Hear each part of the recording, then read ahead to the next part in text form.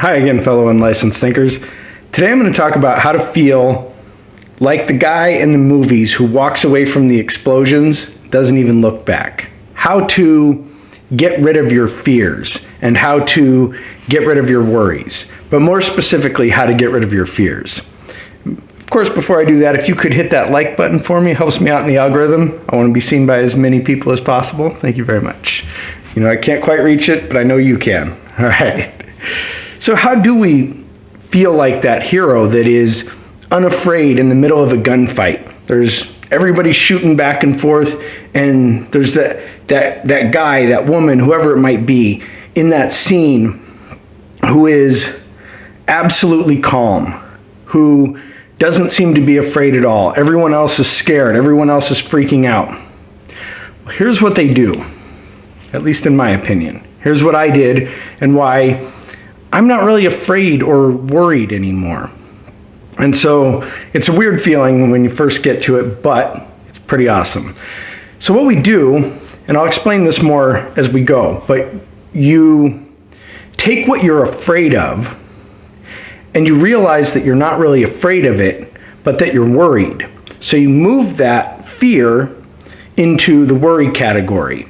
And then you get rid of what is in the worry category. And so you're left with calm.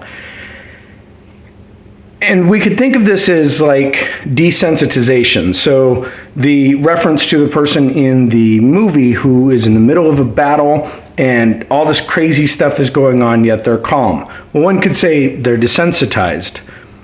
But what does that mean? What does that mean to become desensitized? Well, they've experienced this thing, and so now they have kind of a base, and they can say, well, I don't need to be afraid in this situation because the bullets are either going to hit me or they're not going to hit me, is the general idea. Sorry, I'll get more into how all of that works in a moment. But that desensitization doesn't have to just apply to that situation. You can take that same way of thinking and you can apply it to anything, any situation that you might find yourself in. You can say, I'm currently afraid of what's going to happen. But I'm not really afraid because fear is more like there's a tiger that is running at me, running directly at me. That would be what we would call fear. And so looking out across the landscape and saying, I wonder if there's a tiger here, or I'm worried that there's a tiger here, that's a different feeling. So then maybe you see a tiger. Maybe he's out there in the distance. Well, now are you afraid or are you worried? So what we want to do is move that line. Move that line where we divide fear and worry from one another. And we move it as far as possible so that the fear category is very tiny, as it should be. Because fear is, I need to act now, I need to take this action immediately. And usually we don't. Usually it is a worry that we have. And as I've discussed in videos before, worry is us trying to predict the future. We're trying to say, this thing is going to happen and I need to be ready with this action or something like that. That is worry. Fear is, this tiger is right here, right now, in my face, and I need to react to it. Right on cue, my little tiger friend shows up. So that's the difference between fear and worry. So what we want to start doing is pushing that line further and further. So now I see that lion over there. He's not charging me, so I don't need to be afraid of him. Hi, buddy. I don't need to be afraid of that lion over there. I can maybe be worried now that that lion might notice me and might come to attack me. So, okay, how do I get rid of that then? Well, the lion isn't doing anything. He hasn't made an action yet. He hasn't noticed me or not noticed me yet. Well, I suppose at this point he's probably not noticed me, but he hasn't noticed me yet. He may never notice me. He may notice me. I don't know. I can't predict what's going to happen.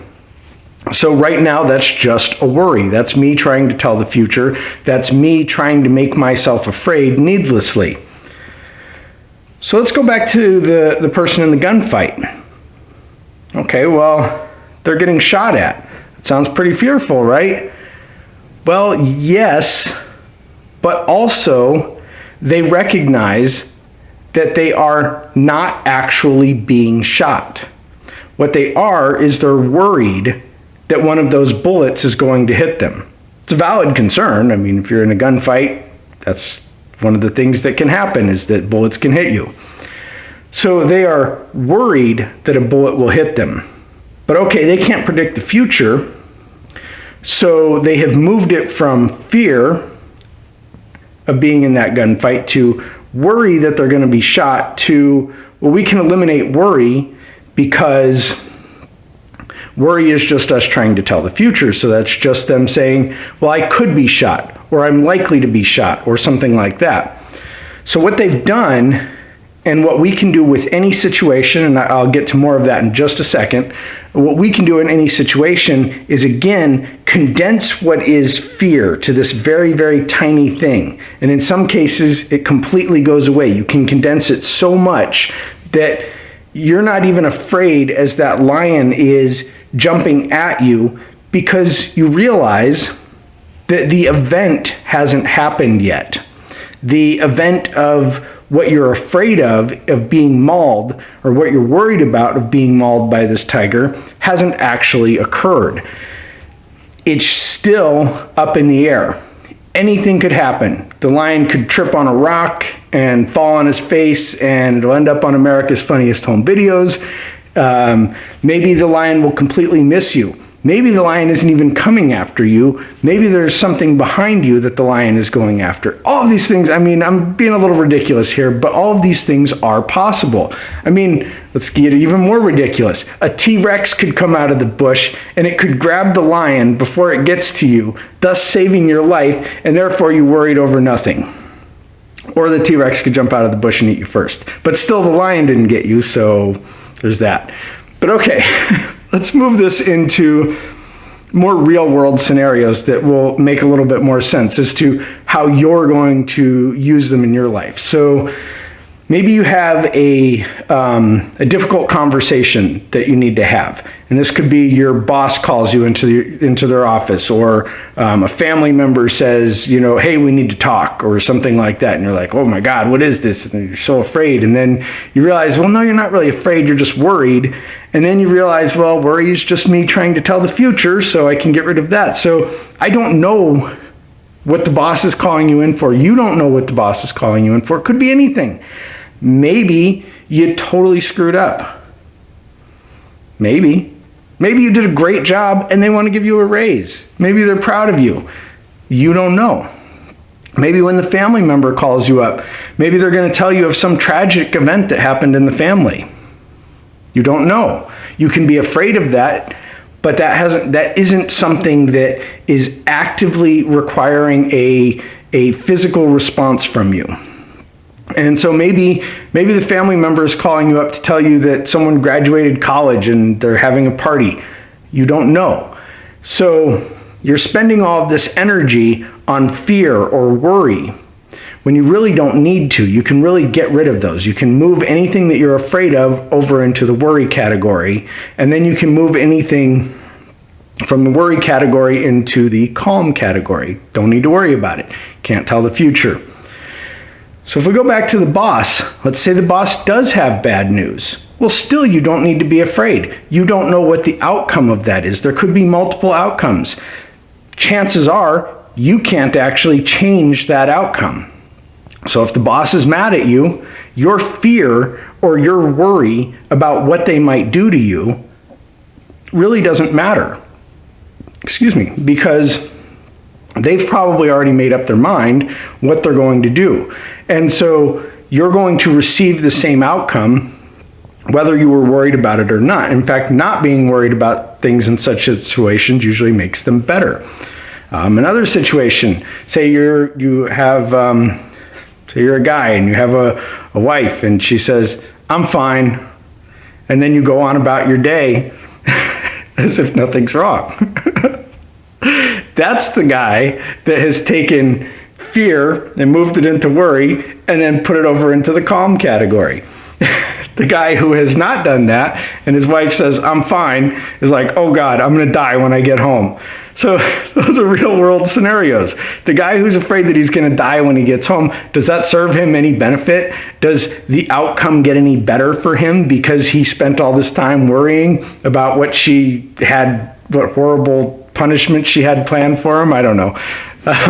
So just remember that what you're doing is you're taking everything from a fear, which means I have to do something right now, or even I can do something right now about the situation, to worry and saying, I'm trying to tell the future, and I'm spending all of my energy trying to tell this future, to the calm category, where you have this information, you know that it's going to happen, you know that there is something going on, but you don't really need to spend that kind of energy on it.